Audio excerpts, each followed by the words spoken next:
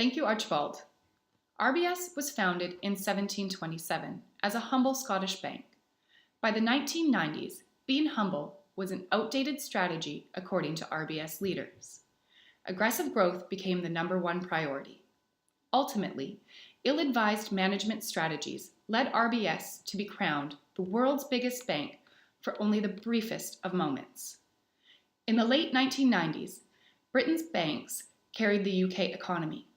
The banks were miles ahead of their European counterparts in terms of capabilities, well equipped to handle integrated banking functions and complex international investment banking divisions.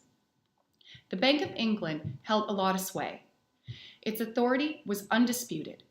If the Bank of England hinted at the need for the reconsideration of a policy or that it had a concern, the banks under its supervision addressed the matter quickly. This system worked well. Britain was riding a high on a wave of self-confidence. Then in 1997, the new Labour Party government was elected and made profound changes to controls. Rather than having one supervisory and monetary body, the responsibilities and powers of the Bank of England were now dispersed across three entities, including the birth of a new super regulator, the Financial Services Authority.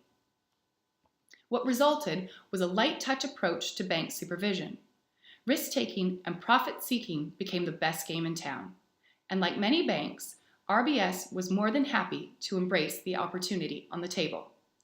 The beginnings of the British path to the 2008 financial crisis was formed.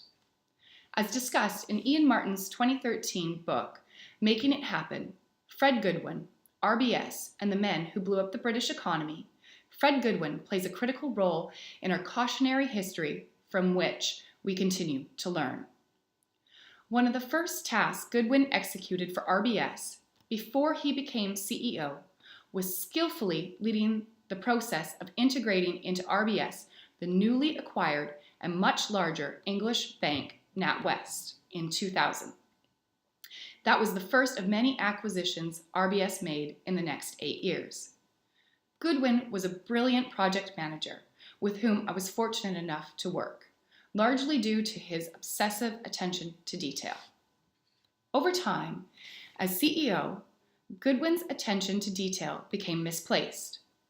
Rather than focusing on developing and implementing strategies, much of Goodwin's time was wasted on unimportant, non-executive matters such as choosing the carpets at the bank's new headquarters, focusing on the color of the cars, the dimensions of signs. I could go on.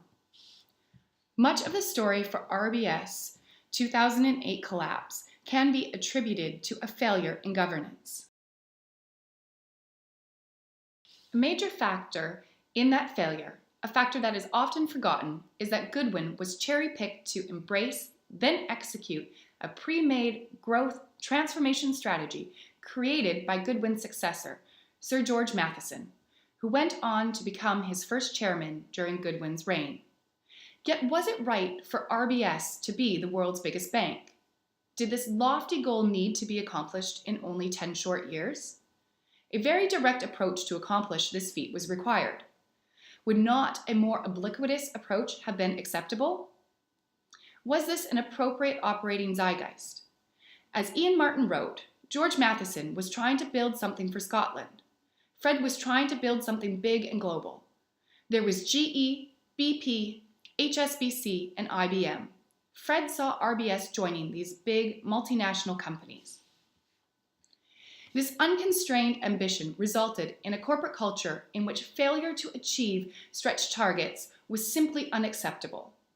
Equally concerning was a lack of challenge. Goodwin could not tolerate any expression of dissent from his management strategy or the vision. Employees were expected to report positive progress only.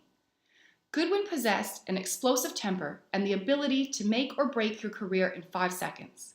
Fear was a big part of the bankers' lives. Profit-seeking was the bank's #1 strategy. But is that the right strategy? Clients trusting their money to the bank believe their money to be safe, that there are risk controls that make that so. Yet a profit-seeking bank does not prioritize protecting client money or client interests. RBS, under Goodwin's direction, was culturally driven to meet sales targets, growth profits, endure risk, and the rising level of acceptable risk was normalized.